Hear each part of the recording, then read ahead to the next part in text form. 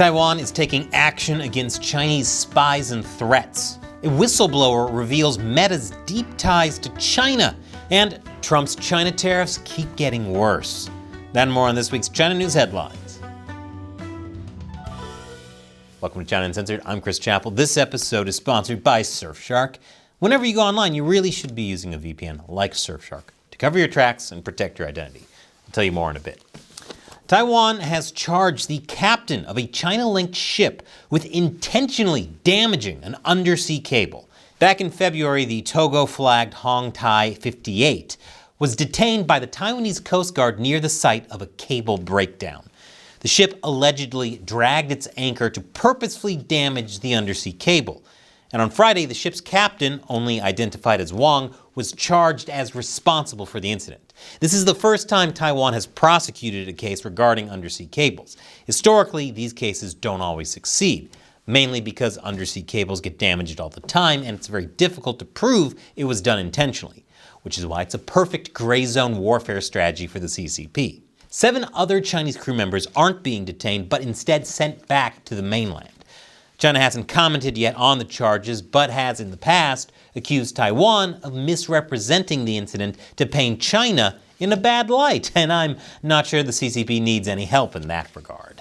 Speaking of Taiwan, it reportedly has a plan to use 7-Elevens as wartime hubs. This is according to 4 unnamed people, quote-unquote, familiar with the discussions.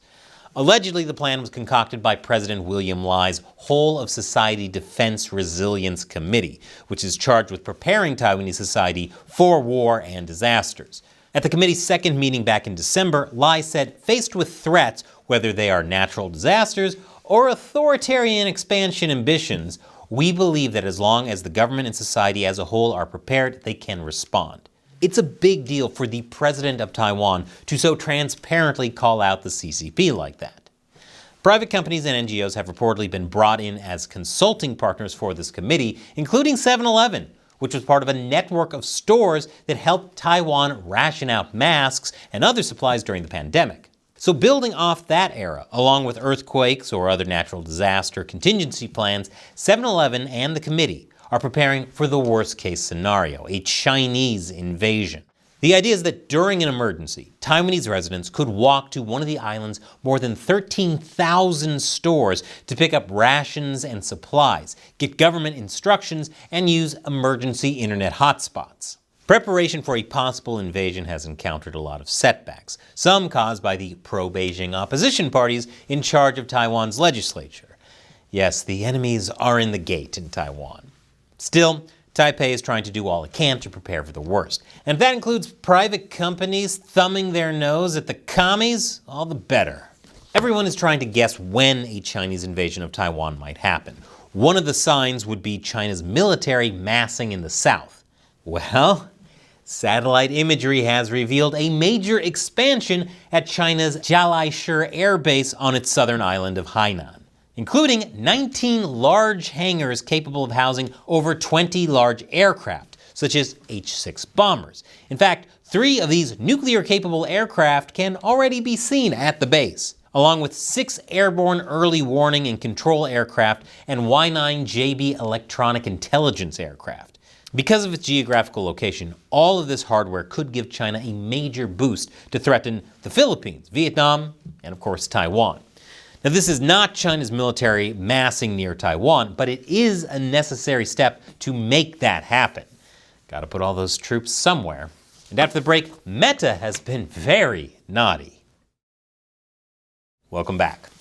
A Meta whistleblower told senators that Facebook worked, quote unquote, hand in glove with the Chinese government to censor posts.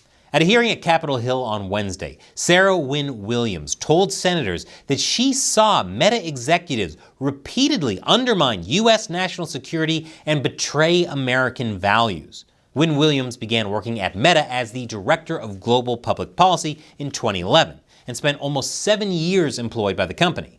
During that time, she said she witnessed Meta provide custom-built censorship tools for the Chinese Communist Party, and that one Chinese dissident living in the U.S. was removed from Facebook in 2017 after pressure from the CCP. But it gets worse. Wynne Williams also spoke about virality counters, which flag posts with over 10,000 views for review by a so-called chief editor that were used not only in mainland China, but also in Hong Kong and Taiwan. Democratic Senator Richard Blumenthal referred to the virality counters as an Orwellian censor. Wynne Williams also told senators at the hearing that concerns were raised in the company that the CCP could access the data of American users, but that Mark Zuckerberg was personally invested in relations with China, so nothing was really done about this. She also said that DeepSeek, the Chinese AI company, got help from Meta's AI model called Llama, and encouraged senators to keep investigating Meta's role in the development of Chinese artificial intelligence. In response to her opening statement, a Meta spokesperson called Wynne Williams' testimony divorced from reality and riddled with false claims. Nonetheless, some members of Congress found her testimony incredibly disturbing. Republican Senator Josh Hawley even remarked that it appears Mark Zuckerberg made censorship his business model. So at this point, we've had a Twitter whistleblower talk about its close ties with the CCP. That was pre-Musk. Now we've had this recent thing with Meta. When will the YouTube and Google whistleblower step forward? We know they're censoring anti-CCP content like China Uncensored, Serpent Zeta, and Laowai86, while promoting pro-CCP content. There's definitely something going on behind the scenes, and I, for one, would love to know. According to Iran International English, the U.S. Treasury says it has sanctioned a China-based independent, quote-unquote, teapot refinery for its role in purchasing more than $1 billion worth of Iranian crude oil, including from a front company for Iran's Islamic Revolutionary Guard. What a strange thing for a teapot company to do. President Trump has vowed to pursue a policy of maximum economic pressure on Iran as he engages in talks to make a new nuclear deal with the country. China is one of Iran's biggest oil importers and itself relies heavily on oil from its factories, so this is bound to hurt both Iran and China. But China is hurting from something else as well, the trade war. While President Trump keeps floating the idea of negotiations with the CCP, nothing has so far come of it, and China just keeps on pushing back. Beijing has bitten back at U.S. tariffs by curbing Hollywood film imports, and Hong Kong Post has halted mail service for items headed to the U.S. Meanwhile, Vice President J.D. Vance had this to say. We borrow money from Chinese peasants to buy the things those Chinese peasants manufacture. In response, a top Chinese official in charge of Hong Kong and Macau used the classic diplomatic tactic of I am rubber and you are glue and called Americans peasants. 美国一而再，再而三对香港进行遏制打压，换来的只能是其在香港的代理人的加速灭亡。 最终必将反噬其自身，让美国那些乡巴佬们在中华民族5000年文明面前去哀鸣吧。 Somehow I don't think this bothers the White House too much, especially after the recent announcement that China now faces up to 245% in tariffs because of its retaliatory measures on the U.S. While Trump did roll back some of the latest tariffs on electronics made in China, electronics imported by the U.S., including iPhones, laptops, and other gadgets, still face at least the 20% tariffs that Trump imposed on all Chinese goods from January 20th. Trump wrote on Truth Social, nobody is getting off the hook, especially not China, which by far treats us the worst.